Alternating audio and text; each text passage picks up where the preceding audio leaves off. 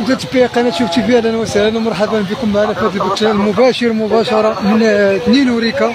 يعني هذا السوق الاسبوعي بوريكا، لان هذا السوق هو